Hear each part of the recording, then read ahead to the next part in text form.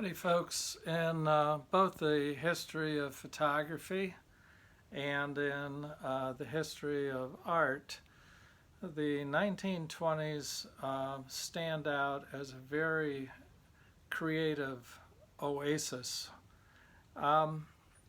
It's kind of interesting to know why the 1920s became such a creative time and what was causing all of the explorations into different things.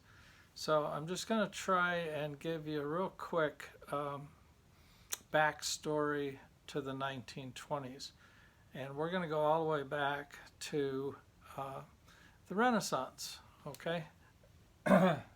So I'm going to put the Renaissance over here. And we're going to remember that the Renaissance was a awakening and a rebirth, and the classics were being rediscovered, and science had been given the go-ahead. All during the Middle Ages, science had been the alchemy, and that had been a form of magic, and it had been hidden away. But during the 1400s, 1500s, 1600s, we started to see a new, in Western culture, we started to see a new blossoming of scientific investigation.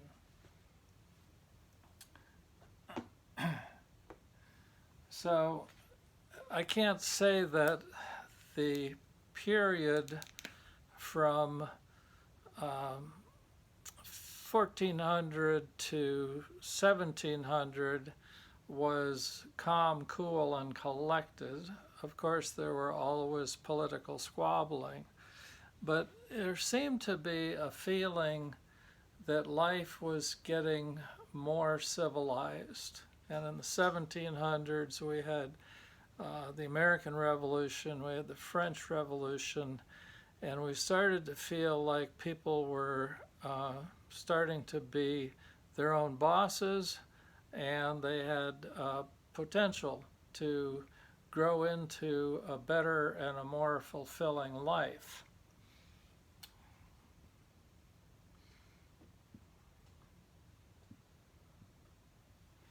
So right around 1700, we had the age of reason.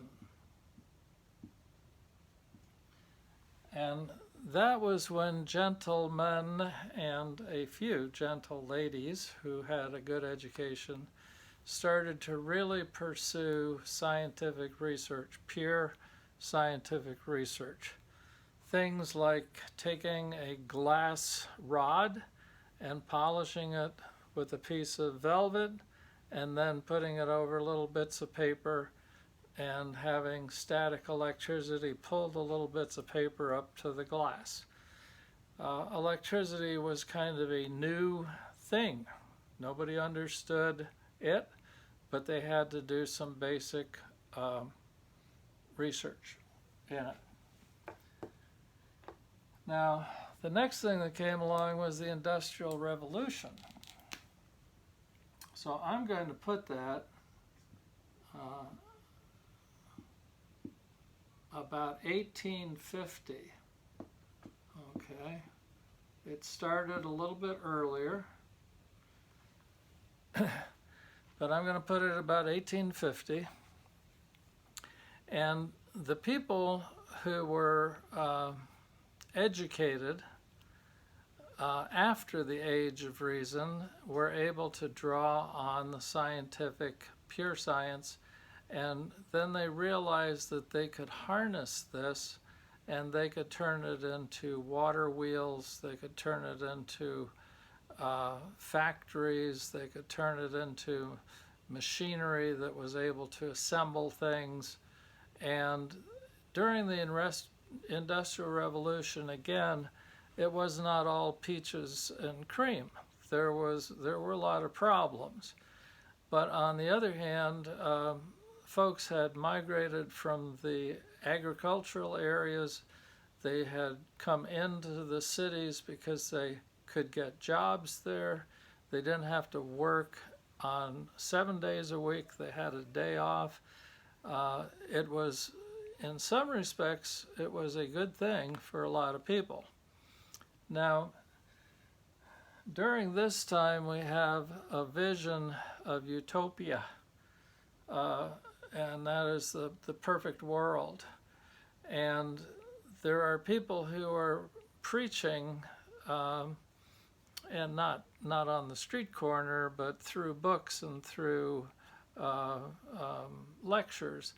They're preaching the idea that the Industrial Revolution is going to free people from menial jobs, and they're going to mechanize, and people are going to be given much more free time. And during that period of the late 1800s leading up to the 1900s, fin de siecle is what the French called it, there was a lot of talk about how modern machinery and methods of production were going to bring in a wonderful 20th century. And science, there was chemistry, Freud was talking about psychology. There were many things that were indicating that the old days, when things were not so good, were actually getting better, and they were getting better, and there were many people who were excitedly looking forward to 1900 and 1910, 19-teens, because they thought that they were getting ready to enter this kind of paradise on earth where they would be free to pursue whatever they wanted to, because machinery was going to be working. I'm going to switch to a red pen here, because little did people understand, but all of the science and all of the technology and all of the machinery could also be harnessed for warfare. And if you study history, there were many wars in between 1500 and 1900. But around 1914, 1913, we had the outbreak of what was called the Great War. In hindsight now, we call it World War I.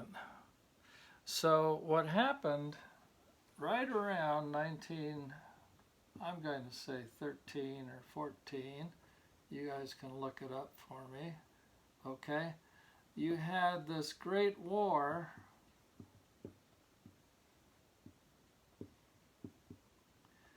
and in a sense, it kind of blew up everything that had led up to this idea of machinery and chemistry and physics and science being a wonderful and liberating motion in culture. And instead, it decimated Europe. This was a war that civilians were brought into. Prior to this time, you had one army fighting another army, and people wore uniforms, and there were rules for warfare, and you only shot at people in uniform from the enemy side. But in World War I, it was like all the rules went out the window, and then all the machinery and science and poison gases and tanks and submarines and aircraft and machine guns, all of that came in, and everybody was a target, and entire cities were blown to pieces, and villages were just rolled over and crunched, and clouds of poison gas would come wafting across the battlefield, and then the wind would change, and they'd go into town, and they would kill or make people sick. So the 19 teens was a very, very cruel, unhappy, suffering time when many people lost loved ones. They didn't even have to be soldiers. They could be just loved ones. And so it seemed like all of civilization was coming unraveled. And all of the things that led up to the war were being questioned. It wasn't just a matter of machinery and science, it was also a matter of culture. And the kind of artwork that had been done back here leading up to this, that was under question too. When the war ended, and Europe, especially Europe, but the Americans felt it by the sacrifices of the troops that we sent over there. But in Europe, when the war ended, everyone was in shock. And I hope that really you've never experienced this, but maybe you were in an auto accident once, and after the accident you just felt faint, or you felt weird, and you had to lay down on the ground and lift up your feet, and it was like your brain wasn't working, and you were so glad to be alive because you'd just been in a horrendous crash, boom, bang, and your car was destroyed, and you have this period of shock, and you really don't know how to think. Well, that's this right here.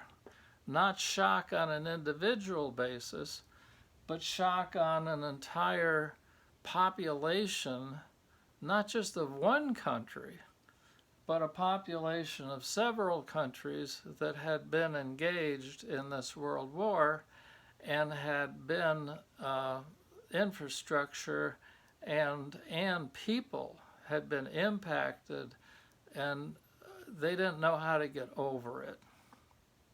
So what happened next was the 1920s. And as soon as they got things kind of swept up, and they got the rubble, and they got all sorts of things, got the streets opened up, and they patched up the holes in the building, and they put roofs on things, then there was this surge of optimism. And it was kind of like, we're survivors. We have survived. And it was time for a big party. That's, it's like 10 years ago I was in the trenches. 10 years ago I was under fire. 10 years ago my best friends were falling to the left and the right. Bless their souls. But now I am alive, and it's the 1920s, and things are going to get better. So there are some reasons during the 1920s that industry started to boom.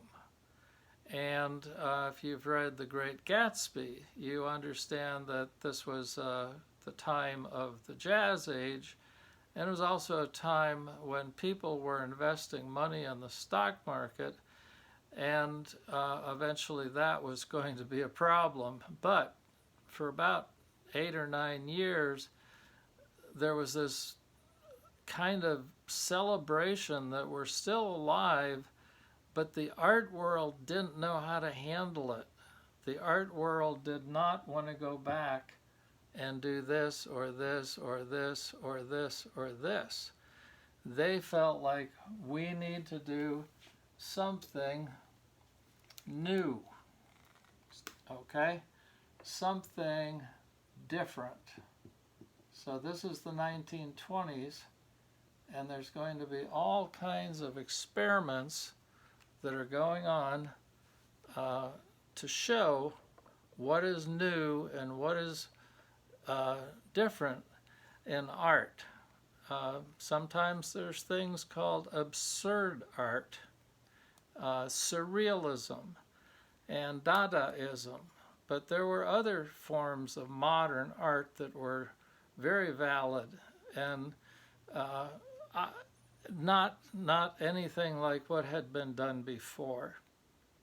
So before you study the 1920s, the story begins a long time ago. There's this upward feeling of civilization becoming more civilized and better, and machinery is helping, and science is helping, and chemistry is helping. And we start to see just over the horizon, we start to see a utopia, and then boom, everything blows up. Just, and then we're in shock. And then we start to pull the pieces together, and art starts to investigate new and different things. So I hope this will help you to get a context for the 1920s.